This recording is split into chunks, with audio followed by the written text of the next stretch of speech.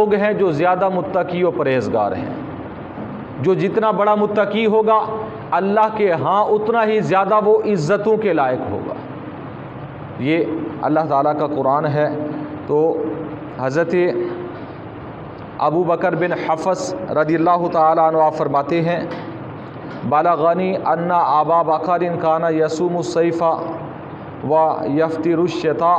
فرمایا کہ حضرت صدیق اکبر رضی اللہ تعالی عنہ کی شان یہ تھی کہ آپ پوری گرمیوں میں روزے رکھا کرتے تھے. گرمیوں کے دنوں کے اندر صدیق اکبر روزے رکھا کرتے اور سردیوں میں روزے ترک کر دیا کرتے تھے. یعنی آپ گرمیوں میں زیادہ اہتمام کرتے تھے روزوں کا، بہت زیادہ روزے رکھتے اور کبھی کبھی افطار کر لیتے. اس کے علاوہ سردیوں کے اندر آپ اکثر روزے نہیں رکھا کرتے تھے، کبھی کبھار روزہ بھی رکھ لیتے تھے. یعنی آپ کا عالم یہ تھا، کیونکہ ہم تو ڈھونڈتے ہیں سردی ہو تو پھر روزہ رکھ لیں، نفلی ہے یا فرضی روزہ ہے. ہمارا ذہن یہ ہوتا ہے کہ سردیوں میں ہو تو پھر ٹھیک ہے، اچھی بات ہے، لیکن گرمیوں میں نہیں.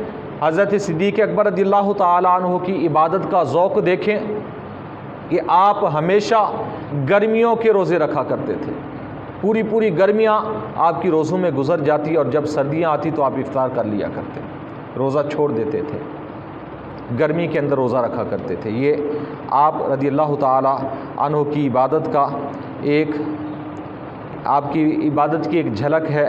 اور اس کے علاوہ حضرت ابن سعد امام مجاہد سے روایت کرتے ہیں کہ حضرت عبداللہ بن زبیر وہ فرماتے ہیں کان یقوم فی الصلاۃ کانہ عود وکان ابو بکر یفعل ذلک. حضرت عبداللہ بن زبیر فرماتے ہیں کہ صدیق اکبر رضی اللہ تعالیٰ عنہ کی شان یہ تھی کہ جب آپ نماز میں کھڑے ہوتے، حضرت صدیق اکبر رضی اللہ تعالیٰ عنہ جب نماز پڑھنے کے لیے کھڑے ہوتے تو حضرت عبداللہ بن زبیر فرماتے ہیں آپ کا عالم یہ ہوتا تھا جیسا کہ ایک لکڑی کھڑی ہے، جیسا کہ ایک لکڑی کو زمین کے اندر دھسا دیا جائے تو وہ لکڑی نہ ہلتی ہے نہ جلتی ہے، جس جگہ پر اسے کھڑا کر دیا گیا ہے اسی جگہ پر وہ کھڑی رہتی ہے. تو فرمایا حضرت صدیق اکبر رضی اللہ تعالی عنہ کی نماز کا عالم یہ ہوتا تھا کہ آپ جب نماز میں ہوتے تو آپ ایسے کھڑے ہوتے تھے گویا کہ ایک لکڑی کھڑی ہوئی ہے. اور فرمایا حضرت عبداللہ ابن زبیر رضی اللہ تعالیٰ عنہ نے هو الخشوع فی الصلاۃ، کہ یہ آپ کا خشوع تھا نماز کے اندر، یہ خشوع و خضوع کا عالم تھا. آج ہمارے ہاں خشوع و خضوع تو بالکل رہا نہیں ہے، لیکن حضرت صدیق اکبر رضی اللہ تعالی عنہ کی شان یہ کہ نماز کے اندر ذرا بھی ہلا نہیں کرتے تھے، ذرا بھی ادھر ادھر متوجہ نہیں ہوا کرتے تھے. ساری کی ساری جسم کی، دل و دماغ کی توجہ وہ صرف اپنے رب کی طرف ہوتی تھی. یہ مقام و مرتبہ اللہ تبارک و تعالیٰ نے حضرت صدیق اکبر رضی اللہ تعالیٰ عنہ کو عطا فرمایا تھا. اور حضرت زید بن ارقم رضی اللہ تعالیٰ عنہ فرماتے ہیں کان لی ابی بکر مملوک یحل علیہ فاتاہ لیلۃ بطعام فتناول منہ لقمہ. آپ فرماتے ہیں حضرت زید بن ارقم کہ حضرت صدیق اکبر رضی اللہ تعالیٰ عنہ کا ایک غلام تھا، اور وہ غلام اکثر و بیشتر آپ کے کھانے پینے کی اشیاء لے کر آتا تھا. ایک دن ایک رات وہ کچھ کھانا لے کر آیا، حضرت صدیق اکبر رضی اللہ تعالیٰ عنہ نے ایک لقمہ اس میں سے کھا لیا. ایک لقمہ اس میں سے حضرت صدیق اکبر رضی اللہ تعالیٰ عنہ نے کھا لیا. فقال لہ المملوک، تو اس غلام نے آپ سے عرض کی ما لک کنت تسألنی کل لیلۃ ولم تسألنی اللیلہ. اس غلام نے عرض کی اے حضور آج خیریت ہے کہ جب بھی میں آپ کے پاس کھانا لے کر آتا آپ پوچھا کرتے کہ کہاں سے لے آئے ہو، یعنی اس کی تحقیق فرمایا کرتے، تصدیق فرمایا کرتے کہ آیا حلال کا ہے کہیں حرام کا تو نہیں ہے. تو غلام نے کہا آج حضور خیریت ہو، آج آپ نے مجھ سے پوچھا نہیں ہے، پہلے ہی لقمہ آپ نے کھا لیا، پہلے ہی لقمہ منہ میں ڈال لیا، ایک ہی لقمہ. تو جب اس غلام نے سوال کیا قال حملنی علی ذلک الجوع من این جئت بہذا، تو آپ نے فرمایا اے میرے غلام واقعی آج مجھے بھوک نے اس بات پر برانگیختہ کیا کہ اتنی شدید قسم کی بھوک لگی تھی کہ میں نے پوچھے بغیر یہ لقمہ منہ میں ڈال لیا۔ تو اب بتاؤ کہاں سے لے کر آئے ہو، بتاؤ کہاں سے لے آئے ہو کھانا؟ قال مررت بقوم فی الجاہلیہ فرقیت لہم فوعدونی۔ اس غلام نے عرض کی کہ اے میرے آقا، زمانہ جاہلیت کے اندر میں کچھ دم وغیرہ کر لیا کرتا تھا، یعنی مسلمان ہونے سے پہلے، دین اسلام کے زمانے سے پہلے زمانہ جاہلیت کے اندر ایک مرتبہ ایک جگہ سے میں گزرا اور ایک قوم کو میں نے جا کر دم کیا تھا، اور انہوں نے میرے ساتھ وعدہ کیا کہ آئندہ ہم آپ کے ساتھ کچھ تعاون کریں گے، یعنی دم کے بدلے میں ہم تعاون کریں گے۔ تو اس غلام نے عرض کی کہ ابھی میں وہاں سے گزرا، فلما ان کان الیوم مررت بہم فاذا عرس لہم فآتونی۔ آج میں ان کے پاس سے گزر رہا تھا، اسی قوم کے پاس سے ان کی شادی تھی، تو انہوں نے مجھے بلایا اور کہا کہ ہم نے وعدہ کیا تھا کہ تمہیں کچھ دیں گے تو یہ آج کھانا لے جاؤ۔ مجھے انہوں نے یہ کھانا دیا ہے، اور اس کہانت کے بدلے میں، اس دم کے بدلے میں جو زمانہ جاہلیت کے اندر میں نے کیا تھا۔ تو حضرت صدیق اکبر رضی اللہ تعالیٰ عنہ نے جب یہ سنا، قال اف لک، آپ نے فرمایا تیرے لیے افسوس ہے، اے میرے غلام تیرے لیے افسوس ہے کہ کدت ان تہلکنی، فرمایا قریب تھا کہ تو مجھے ہلاک کر دیتا، قریب تھا کہ تو مجھے ہلاک کر دیتا۔ فادخل بیدی فی حلقی فجعل یتقایا، حتیٰ کہ آپ نے اپنی مبارک انگلیوں کو، اپنے مبارک ہاتھ کو اپنے منہ میں ڈالا اور حلق میں ڈال کر الٹی کرنے کی کوشش کی۔ وجعلت لا تخرج، کوشش کرنے کے باوجود الٹی نہیں ہوئی۔ حضرت صدیق اکبر رضی اللہ تعالیٰ نے جب یہ کوشش کی، فقیل لہ، آپ سے لوگوں نے کہا کہ ان ھذہ لا تخرج الا بالماء، لوگوں نے کہا کہ ایسے نہیں نکلنے والی، کیونکہ پیٹ پہلے ہی خالی تھا، ایک ہی لقمہ گیا، وہ کیسے نکلے؟ یعنی شدید قسم کی بھوک لگی ہوئی تھی، ایک ہی لقمہ کھا لیا۔ لیکن جب پتہ چلا کہ زمانہ جاہلیت کی کہانت کا تھا، زمانہ جاہلیت کے اندر اس نے دم کیا تھا، کیونکہ دین اسلام کے اندر اگر اس نے دم کیا ہوتا اور کوئی قرآن کی آیت پڑھی ہوتی یا کوئی دعائے معصورہ پڑھی ہوتی تو اس کا جواز تھا اور اجرت لینے کا بھی جواز بنتا تھا۔ لیکن زمانہ جاہلیت کے اندر کیونکہ سارے منتر دھنتر وہ جتنے بھی تھے وہ سارے کے سارے کفر و شرک پر تھے، اس لیے حضرت صدیق اکبر رضی اللہ تعالی عنہ نے اسے حرام سمجھا اور ناجائز سمجھا۔ تو جب آپ کو پتہ چلا تو ایک ہی لقمہ جو پیٹ میں جا چکا تھا اسے نکالنے کی کوشش کی۔ لوگوں نے کہا کہ حضور یہ ایک لقمہ ایسے نہیں نکلے گا، آپ پانی پئیں، پانی بہت زیادہ پئیں، جس کی وجہ سے ہو سکتا ہے پھر آپ کو قے آ جائے، الٹی آ جائے۔ تو حتیٰ کہ آپ نے پانی پینا شروع کیا اور اتنا پانی پیا کہ پھر آپ کو تھوڑی تھوڑی الٹی ہوئی، حتیٰ کہ الٹی کے ساتھ وہ سارا پانی بھی آپ نے باہر نکال دیا، وہ لقمہ بھی باہر نکل گیا۔ اس کے بعد حضرت صدیق اکبر رضی اللہ تعالی عنہ آپ نے فرمایا کہ آپ نے جب ایسا کیا تو لوگوں نے کہا یرحمک اللہ کل ھذا من اجل ھذہ اللقمہ، لوگوں نے کہا اے حضور اللہ آپ پر رحم فرمائے، ایک لقمے کی خاطر اتنا تردد کیا، اتنی محنت کی، اتنی مشقت کی اور اپنے پیٹ سے باہر نکال دیا، ایسا کیوں کیا؟ قال، تو آپ نے فرمایا لو لم تخرج الا مع نفسی لاخرجتها، فرمایا لوگو یہ بات ذہن میں رکھ لو، یہ تو میں نے صرف محنت کی، تھوڑی سی کوشش کی نکالنے کے لیے، اگر میری جان بھی اس میں چلی جاتی، میری روح بھی نکل جاتی اس ایک لقمہ کو نکالنے کے لیے، تب بھی میں یہ لقمہ نکالتا، جان کی پرواہ نہیں کرتا۔ کیوں؟ فرمایا سمیت رسول اللہ صلی اللہ تعالی علیہ وسلم، حضرت صدیق اکبر نے فرمایا میں نے حضور نبی کریم صلی اللہ علیہ وسلم سے یہ فرمان سنا تھا کہ آپ علیہ الصلوۃ والسلام فرما رہے تھے کلو جسد نبت من سحت فالنار اولا بہ، آپ علیہ الصلوۃ والسلام نے فرمایا تھا کہ ہر وہ جسم جو حرام سے پلا، حرام سے بڑا، اور جس جسم کا گوشت کا کوئی حصہ حرام سے پرورش پایا، پیارے آقا علیہ الصلوۃ والسلام نے فرمایا کہ جہنم کی آگ اس کے لیے زیادہ حقدار ہے، وہ جہنم کی آگ کا زیادہ حقدار ہے۔ جس نے حرام کا ایک بھی لقمہ اگر پیٹ میں ڈالا اور اس ایک لقمے کی وجہ سے اس کے جسم نے پرورش پائی، پیارے آقا علیہ الصلوۃ والسلام نے فرمایا وہ جہنم کا حقدار ہے۔ صرف جہنم کا حقدار نہیں فرمایا، زیادہ حقدار ہے وہ جہنم کا۔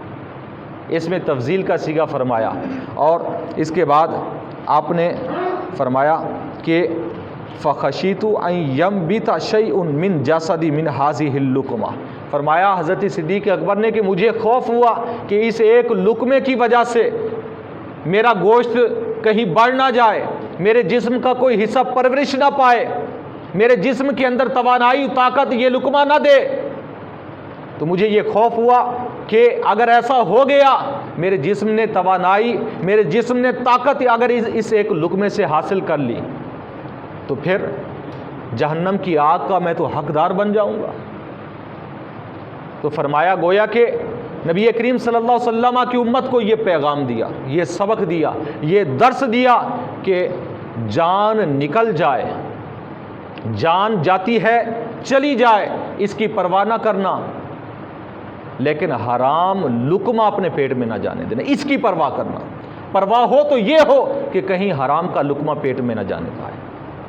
جان جاتی ہے چلی جائے، اس کی پرواہ نہیں ہے، اس لیے کہ اگر جان ایمان کی حالت میں چلی جائے تو یہ تو بہت اچھا ہے، جنت پھر بھی مل جائے گی، لیکن اگر حرام کے لقمے اندر پہنچ گئے تو پھر جہنم ملے گی، جنت نہیں ملے گی۔ پھر ایسی جان کی کیا پرواہ کرنی جس جان کی وجہ سے، جس زندگی کی وجہ سے جہنم کا بندہ حقدار بن جائے۔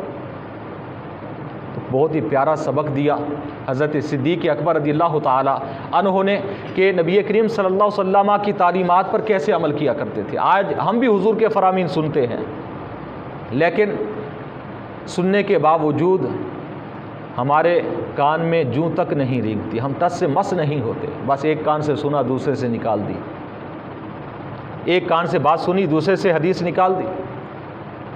پیارے آقا علیہ الصلوۃ والسلام کے فرامین ہمارے دل و دماغ کے اندر بیٹھتے ہی نہیں ہیں۔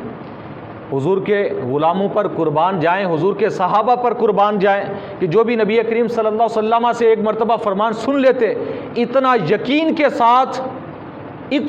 کے ساتھ عمل پیرا ہوتے اس پر کہ یقین ہوتا تھا کہ ایک لقمہ بھی اگر حرام کا ہم نے کھا لیا تو پھر جہنم ہمارا مقدر بن جائے گی۔ آج ہم نے جس معاشرے کے اندر ہم جی رہے ہیں، آج ہم ہزاروں لاکھوں کروڑوں لوگوں کے کھا جاتے ہیں، ڈکار تک نہیں دیتے، اور لاکھوں کروڑوں کی زمینیں جائیدادیں ہڑپ کر جاتے ہیں اور اپنی نسلوں کے لیے چھوڑ جاتے ہیں کہ جس سے ہماری نسلیں بھی اگر حرام سے پروان چڑھیں تو پھر کیا وہ جنت میں جائیں گی؟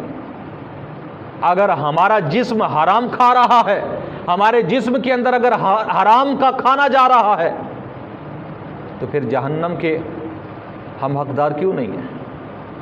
یہ تو واضح طور پر نبی کریم صلی اللہ علیہ وسلم کا فرمان بخاری و مسلم کے اندر موجود ہے، دیگر ساتھ کی کتابوں کے اندر موجود ہے کہ اگر کسی کے پیٹ میں حرام کا لقمہ چلا گیا، یعنی اس سے بھی اندازہ لگائیں کہ حضرت صدیق اکبر رضی اللہ تعالیٰ عنہ نے کتنا اہتمام کیا ایک لقمہ نکالنے کے لیے۔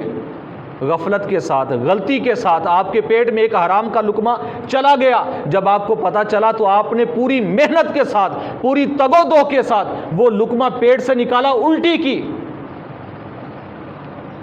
اس سے اندازہ لگائیں، آپ کے تقوی کا عالم دیکھیں۔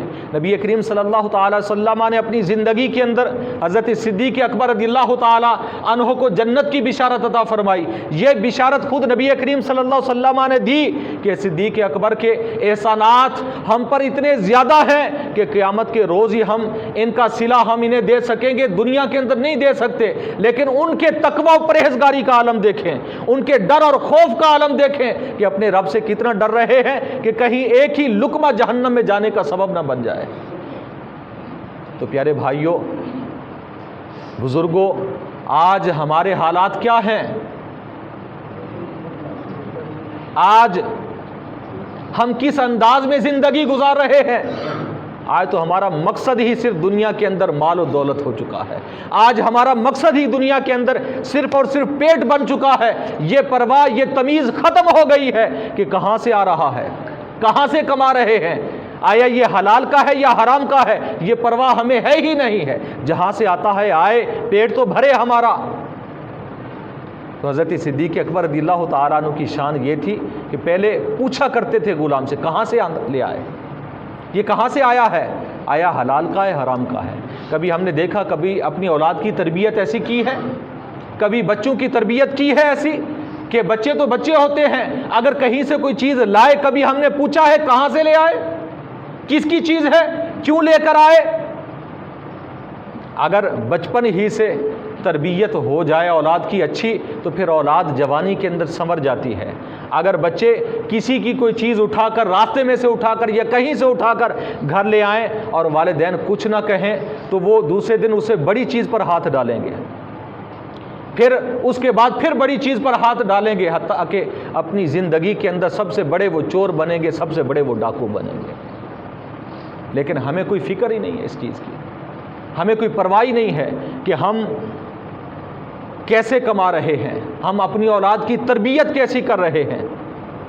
تو پیارے بھائیوں، پیارے آقا علیہ الصلوۃ والسلام کا یہ واضح طور پر فرمان ہے، اگر ہم اسے دل و دماغ کے اندر جگہ دیں، اور صدیق اکبر رضی اللہ تعالی عنہ کا یہ عمل بھی موجود ہے کہ حرام کھانے سے بندہ جنت میں نہیں جائے گا. حرام کھانے والا جنت کا حقدار نہیں ہے بلکہ وہ جہنم کا زیادہ حقدار ہے. یہ پیارے آقا علیہ الصلوۃ والسلام کا فرمان ہے. اس لیے کوشش کرنی چاہیے کہ حرام سے بچا جائے. حرام جب پیٹ میں چلا جاتا ہے تو اس کی نحوستیں اتنی ہیں، اتنی زیادہ نحوستیں ہیں کہ کئی مرتبہ پہلے بھی یہ حضور کا فرمان ہم نے پڑھا ہے کہ آپ علیہ الصلوۃ والسلام نے فرمایا، جس بندہ مومن کے پیٹ میں ایک لقمہ بھی اگر حرام کا چلا جاتا ہے 40 روز تک اس کی کوئی دعا قبول نہیں ہوتی، 40 روز تک اس کی کوئی نماز قبول نہیں ہوتی، اس کی کوئی عبادت قبول نہیں ہوتی. یعنی ایک لقمے کی نحوست اتنی زیادہ ہے. تو جب لقمے زیادہ جائیں گے اور ہمیشہ جاتے رہیں گے، نہ ہمیشہ کی نماز قبول ہوگی، نہ ہمیشہ کی دعائیں قبول ہوں گی. آج ہم اگر مسجد میں آ کر نماز پڑھتے ہیں، کبھی کبھار آ جاتے ہیں، ہمارا نماز میں دل کیوں نہیں لگتا؟ آج ہم دین پر چلنے کے لیے تیار کیوں نہیں ہیں؟ آج نبی کریم صلی اللہ علیہ وسلم کی سنتیں سیکھنے اور اس پر عمل کرنے کے لیے ہمارے جذبات کہاں چلے جاتے ہیں؟ ہمارا دل اس طرف کیوں نہیں لگتا؟ دینداری کے اندر ہم کیوں نہیں آتے؟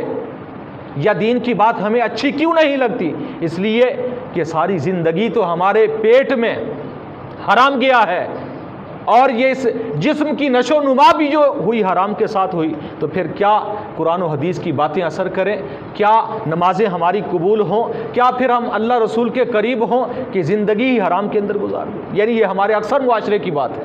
الا من شاء اللہ، جنہیں اللہ تعالیٰ نے کچھ عقل و شعور دیا ہے وہ اپنے آپ کو حرام سے بچاتے ہیں، کوشش کرتے ہیں بچانے کی، لیکن زیادہ تر ہمارا معاشرہ جو ہے وہ حرام میں لگ چکا. کیا بنے گا ہمارا اگر اسی حالت میں موت آ گئی؟ نہ تو نمازیں قبول ہوں، نہ دعائیں قبول ہوں. آج ہم روز دعائیں کرتے ہیں کہ اے باری تعالیٰ بارشیں عطا فرما، بارش کیوں نہیں ہوتی؟ کبھی سوچا ہے؟ جس معاشرے کا عالم یہ ہو، نبی کریم صلی اللہ تعالیٰ علیہ وسلم کی بے ادبی اور گستاخی کی جائے، دین پر طعن و تشنیع کیا جائے، اللہ تعالیٰ کی ذات کو نشانہ بنایا جائے، اسے کوئی افسوس نہ لگے، اسے کوئی غم نہ ہو، اس کے ماتھے پر بل تک نہ آئے. نبی کریم صلی اللہ علیہ وسلم کی بارگاہ اقدس کے اندر گستاخیاں کی جائیں، لیکن آج کا مسلمان ٹس سے مس نہ ہو. ایک ہندو مر جائے تو مسلمان پریشان ہو جائیں. مجھ سے آپ زیادہ جانتے ہیں، میڈیا کا دور ہے. ابھی چند دن پہلے ایک کافر مردود مرا ہے، مشہور و معروف تھا شاید سدھو موسیٰ. بڑے لوگ افسوس کا اظہار کر رہے تھے، مسلمان. لیکن ہمارے آقا و مولا محمد مصطفیٰ صلی اللہ تعالی علیہ وسلم کی ذات پر جب لوگ بکواسیں کرتے ہیں، آپ کی ناموس کو اچھالتے ہیں، اس وقت ہمیں نہ افسوس ہوتا ہے، نہ ماتھے پر بل آتا ہے، نہ کسی قسم کا غم ہوتا ہے۔ یہیں سے ہم اپنے ایمان کا معیار دیکھ لیں کہ ہمارا معیار کیا ہے، ہمارے سینوں کے اندر ایمان ہے یا نہیں ہے۔ ایک کنجر مر گیا تو کیا ہو گیا؟ ہمارے دین اسلام کے اندر، میں آپ سے سوال کرتا ہوں، ہمارے دین اسلام کے اندر جو گانا گائے وہ مسلمان بھی ہو، کیا اسے کہیں گے؟ ہو ایمان والا، ہو گلوکار، کیا کہیں گے اسے؟ کنجر ہی کہتے ہیں نا۔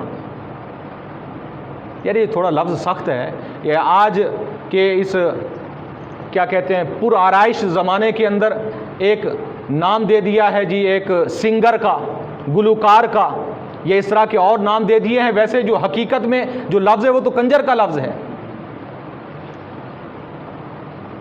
لیکن ایک کنجر بھی ہو، کافر بھی ہو، تو مر گیا ہے تو اس پر تو خوش ہونا چاہیے کہ کنجر کم ہو گیا۔ تو اب جن کو اس کے ساتھ، اس کنجر کے ساتھ محبت تھی، وہ سارے افسوس کا اظہار کر رہے تھے۔